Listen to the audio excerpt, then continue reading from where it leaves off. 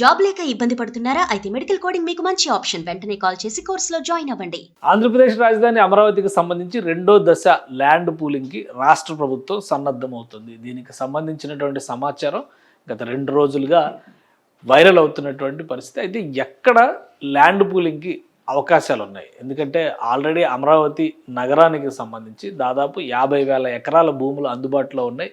ఇప్పుడు మళ్ళీ second phase పేరుతో 44,000 ఎకరాల భూముల్ని తీసుకునేటువంటి ప్రయత్నాలు జరుగుతున్నాయి. స్వచ్ఛందంగా రైతులే ఈ భూములు ఇచ్చేందుకు వస్తున్నారనేటువంటి చర్చ జరుగుతుంది. ఈ నేపథ్యంలో ఓవరాల్గా అమరావతి కోర్ క్యాపిటల్ ఏరియాకి చుట్టుపక్కల రాష్ట్ర ప్రభుత్వం సేకరించదలిసినటువంటి భూముల వివరాలు ఒకసారి మనం విశ్లేషించే ప్రయత్నం చేద్దాం. అమరావతి మ్యాప్ ఆధారంగా చూస్తే కనుక ఇది అమరావతికి సంబంధించినటువంటి కోర్ క్యాపిటల్ ఏరియా. అంటే ఈ ఏరియాలోనే ఇప్పుడు రాజధాని నిర్మాణం జరుగుతుంది. ఈ గ్రిడ్ రూపంలో ఉన్నటువంటి ప్రాంతాలన్నీ కూడా రాజధాని పరిధిలోకి వచ్చేటువంటి ప్రదేశాలు. అయితే దీంతో పాటు ప్యారలల్గా అంటే సిఆర్డిఏ పరిధి వేరు, అమరావతి పరిధి వేరు. ఆ విషయం అందరికీ కూడా తెలిసిందే. ఈ సిఆర్డిఏ పరిధి మొత్తం చాలా పెద్ద మ్యాప్ కనిపిస్తే కేవలం ఈ సరౌండింగ్స్ మాత్రమే అమరావతి పరిధిగా మనం చూడాల్సి ఉంటుంది. సో దీన్ని దృష్టిలో పెట్టుకొని ఇప్పుడు రాష్ట్ర ప్రభుత్వం సెకండ్ ఫేజ్ ల్యాండ్ పూలింగ్కి సన్నద్ధమవుతుంది. ఒకసారి ల్యాండ్ పూలింగ్లో ఉన్నటువంటి ప్రాంతాల వివరాలు పరిశీలించేటువంటి ప్రయత్నం చేద్దాం. ఎందుకంటే చాలా ప్రాంతాలకు సంబంధించినటువంటి చర్చ నడుస్తుంది. ప్రధానంగా తుళ్ళూరు, అమరావతి రాజధాని ప్రాంతం అనగానే తుళ్ళూరు అమరావతికి కేంద్ర స్థానంగా చూసేటువంటి ప్రదేశం. అయితే తుళ్ళూరులో కూడా చాలా ప్రాంతాల్లోకి సంబంధించి అంటే ఇంకా భూములు సేకరించకుండా రాష్ట్ర ప్రభుత్వం గతంలో ఇచ్చినటువంటి నోటిఫికేషన్ ఆధారంగా రావాల్సినటువంటి భూములు కావచ్చు, ఇతర భూములు కావచ్చు. ఇది తుళ్ళూరు అమరావతికి మధ్యలో ఉన్నటువంటి ప్రాంతం. తుళ్ళూరు మండల పరిధి ఈ చివరి వరకు కూడా ఉంటుంది. సో ఈ మండల పరిధిలో చూస్తే కనుక మనం ఈ ప్రాంతంలో మాత్రమే కోర్ క్యాపిటల్ ఏరియా. ఈ బ్లూ లైన్స్ అంతా కూడా ఇన్నర్ రింగ్ రోడ్డుకు సంబంధించినటువంటి మార్కింగ్. సో ఈ రెడ్ లైన్ అంతా కూడా అవుటర్ రింగ్ రోడ్డుకు సంబంధించినటువంటి మార్కింగ్. సో ఈ బ్లూ లైన్ రెడ్ లైన్ మధ్యనే ఉన్నటువంటి ప్రాంతాల విషయంలోనే ఇప్పుడు చర్చ ఎక్కువ నడుస్తుంది. ఈ ప్రాంతంలోనే భూసేకరణ జరగవచ్చు అనేటువంటి అంచనాలు ఉన్నాయి. ఈ భూసేకరణకు సంబంధించినటువంటి ఊళ్ళ పేర్లు బయటకు వచ్చినాయి. ఏ ఊర్లో ఎన్ని ఎకరాల భూములు సేకరించబోతున్నారు ఒకసారి విశ్లేషిద్దాం మనం. అమరావతిలో కోర్ క్యాపిటల్ ఏరియాకి సంబంధించినటువంటి ప్రధాన ప్రాంతం తుళ్ళూరు మండలంలో ఇప్పుడు పెద్ద ఎత్తున భూముల సేకరణ జరిగేటువంటి అవకాశం కనిపిస్తుంది. 9,919 ఎకరాల భూముల్ని ఒక తుళ్ళూరు మండలంలోనే రెండో దశలో సేకరించాలని రాష్ట్ర ప్రభుత్వం భావిస్తోంది. ఈ రెండో దశ దానిలో కూడా తుళ్ళూరు మండలం కీలకమైనటువంటి పాత్ర పోషించే అవకాశం కనిపిస్తుంది. హరిశ్చంద్రపురం, వడ్డమాను, పెద్దపరమి ఈ 3 గ్రామాల పరిధిలో ఈ 9,919 ఎకరాలు సేకరించబోతున్నారు. అందులో హరిశ్చంద్రపురంలో 2,429.05 ఎకరాలు సేకరించే అవకాశం ఉంది. వడ్డమాను గ్రామానికి సంబంధించి 1,937.31 ఎకరం భూముల్ని సేకరించేటువంటి అవకాశం ఉంది. పెద్దపరిమిలో 6,513 ఎకరాలు సేకరించేటువంటి అవకాశం ఉంది. అయితే ఇది పెదపరిమిలో ఉన్నటువంటి పూర్తి భాగం కాదు, కొంత భాగం మాత్రమే ఇక్కడ భూసేకరణ దిశగా అడుగులు పడుతున్నాయి. ఒకసారి మ్యాప్లో చూద్దాం పెదపరిమి ప్రాంతం కానీ ఇవి ఎక్కడ ఉన్నాయి అనేటువంటి విషయాలు. ముఖ్యంగా ఈ గ్రామాల పేర్లన్నీ కూడా ఈ చుట్టుపక్కలే కనిపిస్తున్నాయి.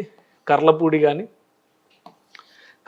కానీ మోతడక కానీ నిడుముక్కలు కానీ తాడికొండ కానీ ఇవన్నీ కూడా ఈ చుట్టుపక్కల ఇన్నర్ రింగ్ రోడ్డు పరిధిలో ఇక్కడ హరిశ్చంద్రపురం అంటే తుళ్ళూరు మండలానికి సంబంధించినటువంటి హరిశ్చంద్రపురం ఈ ప్రాంతంలో ఉంటుంది.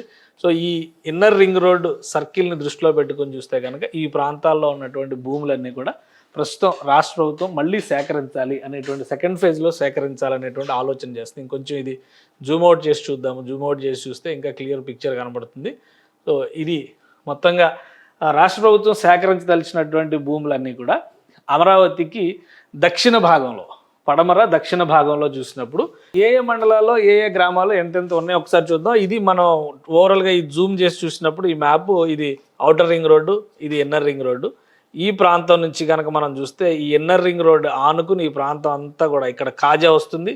కాజా గ్రామం వరకు కూడా మరొక దఫా రాష్ట్ర ప్రభుత్వం భూముల సేకరణ, రెండవ దఫా భూముల సేకరణ చేపడుతుంది.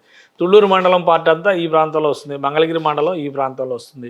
సో అది ఈ గ్రామాల్లో అంటే ఈ మండలాల్లో ఎన్ని గ్రామాలు, దాదాపు 11 గ్రామాల నుంచి భూముల సేకరణ జరిగేటువంటి అవకాశం ఉంది.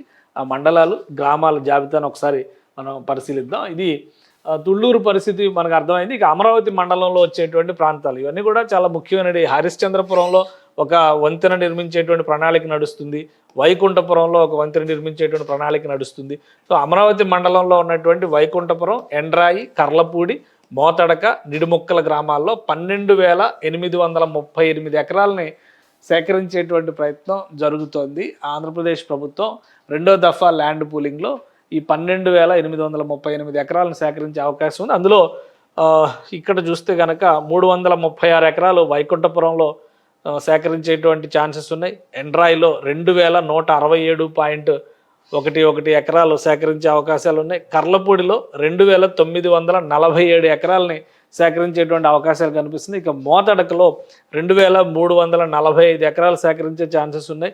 నిడుముక్కల దగ్గర 2,013 ఎకరాల భూములను సేకరించే అవకాశం ఉంది. ఒక్క అమరావతి మండలంలోనే 12,000 ఎకరాల భూములను సేకరణ చేయాలనేటువంటి ఆలోచనతో రాష్ట్ర ప్రభుత్వం పెట్టుకుంది. సో ఈ రెండు మండలాల పరిస్థితి ఇది.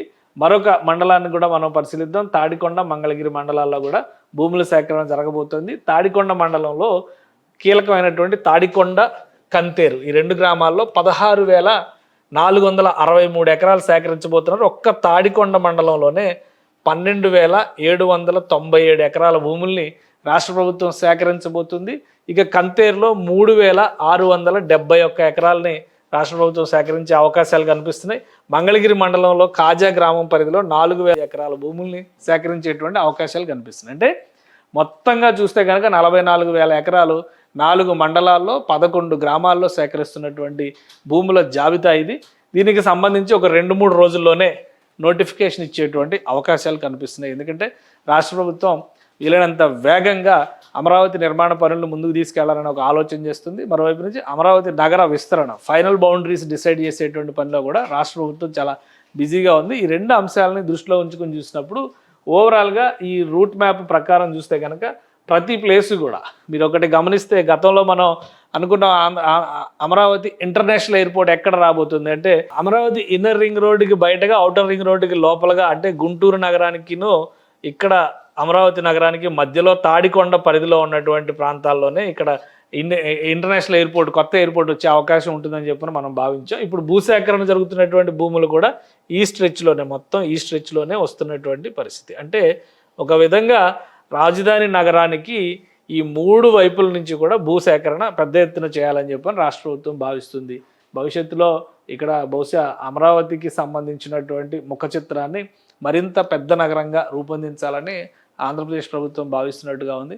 మొత్తం మీద 4 మండలాల్లో నుంచి 11 గ్రామాల్లో ఉన్నటువంటి భూముల సేకరణ దాదాపుగా 40,000 ఎకరాలకు సంబంధించి ఇప్పటికే సర్వే నంబర్లతో సహా అధికారులు సేకరించారు. క్షేత్రస్థాయిలో గత 3 నెలలుగా పరిశీలనలు జరిపారు. ఔటర్ రింగ్ రోడ్ వస్తే ఏంటి, ఇన్నర్ రింగ్ రోడ్ వస్తే ఏంటి, రోడ్ నెట్వర్క్ కనెక్ట్ అయ్యేటువంటి నేషనల్ హైవేస్, ఆయా మార్గాల్లో పోయేటువంటి భూములు, అలానే కొన్ని అంతర్జాతీయ ప్రాజెక్టులను దృష్టిలో ఉంచుకుని, ఎందుకంటే ఆంధ్రప్రదేశ్ ప్రభుత్వం ఈ తాడికొండ పరిసర ప్రాంతాల్లోనే లామ్ ఫామ్ అనే వ్యవసాయ విశ్వవిద్యాలయాన్ని అక్కడ లామ్ ఫామ్లోనే నడిపిస్తుంది. దానికి సమీపంలోనే 4,000 నుంచి 5,000 ఎకరాల విస్తీర్ణంలో అంతర్జాతీయ విమానాశ్రయాన్ని రాష్ట్ర ప్రభుత్వం ఏర్పాటు చేయాలని చెప్పని భావించింది. సో వీటి కోసం భూముల సేకరణ జరిగిన, భవిష్యత్ అవసరాల కోసం భూముల సేకరణ జరిగిన, ప్రస్తుతం అమరావతిలో ఉన్నటువంటి మోడల్స్ని డెవలప్ చేస్తే ఫైనల్గా రాష్ట్రానికి మిగిలేటువంటి, ప్రభుత్వానికి మిగిలేటువంటి భూములు చాలా తక్కువగా ఉన్నాయి. ప్రైవేటు సంస్థలకి, వివిధ ఆర్గనైజేషన్స్కి ఇచ్చేటువంటి శాతమే ఎక్కువ ఉంది. కాబట్టి భవిష్యత్ అవసరాలను దృష్టిలో ఉంచుకొని ఇన్నర్ రింగ్ రోడ్డుకి, ఔటర్ రింగ్ రోడ్డుకి మధ్యలో భూసేకరణ చేపట్టాలనేటువంటి ఆలోచన రాష్ట్ర ప్రభుత్వం చేసింది. స్థానికంగా ఉన్నటువంటి రైతాంగం నుంచి కూడా భూ సమీకరణకు మేము సిద్ధంగా ఉన్నాం అనేటువంటి ప్రతిపాదనలు పలు సందర్భాల్లో వచ్చిన నేపథ్యంలోనే ఈ గ్రామ స్థాయిలో, అక్కడ క్షేత్రస్థాయిలో పర్యటనలు చేసి అధికారులు ఈ జాబితాను రూపొందించారు.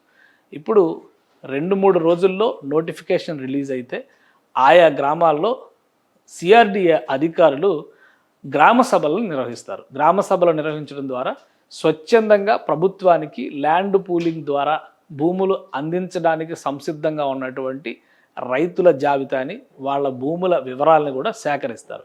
ఆ తర్వాత దశలో దశల వారీగా ఈ గ్రామాలన్నిటికీ సంబంధించినటువంటి భూసేకరణ ప్రక్రియను పూర్తి చేస్తారు. మొత్తం మీద ఒక 3 నుంచి 6 నెలల వరకు ఈ ప్రణాళిక అమలయ్యేటువంటి అవకాశం ఉంది. ఒకవైపు నుంచి అమరావతి నగర నిర్మాణం జరుగుతుండగానే మరోవైపు నుంచి అమరావతి నగర విస్తరణకు సంబంధించినటువంటి ప్రణాళికల్ని సమాంతరంగా అమలు చేసేటువంటి ప్రయత్నాల్ని ఆంధ్రప్రదేశ్ ప్రభుత్వం చేస్తోంది. ఆ క్రమంలోనే ఏపీ సిఆర్డీఏకి, ఎందుకంటే ఈ సేకరిస్తున్నటువంటి భూములన్నీ కూడా సిఆర్డీఏ పరిధిలోకి వచ్చేటువంటి భూములే. కానీ ల్యాండ్ పూలింగ్ ద్వారా ఎంతమంది సంసిద్ధంగా ఉన్నారు ఈ భూములు ఇవ్వడానికి అనే అంశం పైన ఒక స్పష్టమైనటువంటి వ్యూహాన్ని అనుసరించడానికి రాష్ట్ర ప్రభుత్వం ఈ గ్రామ సభలు నిర్వహించేటువంటి అవకాశం ఉంది. ఎక్కువ రోజులు వెయిట్ చేయాల్సినటువంటి అవసరం లేదు. మ్యాక్సిమం 3 రోజులు లేదా వారం రోజుల్లో ఈ నోటిఫికేషన్కి సంబంధించినటువంటి అంశాలు బయటకు వచ్చేటువంటి అవకాశం ఉంది. సర్వే నంబర్లతో సహా ఆయా గ్రామాల్లో ప్రభుత్వం సేకరించబోతున్నటువంటి భూముల వివరాలను కూడా బహిరంగ ప్రకటన ద్వారా తెలియజేపరిచేటువంటి ఛాన్సెస్ కనిపిస్తున్నాయి.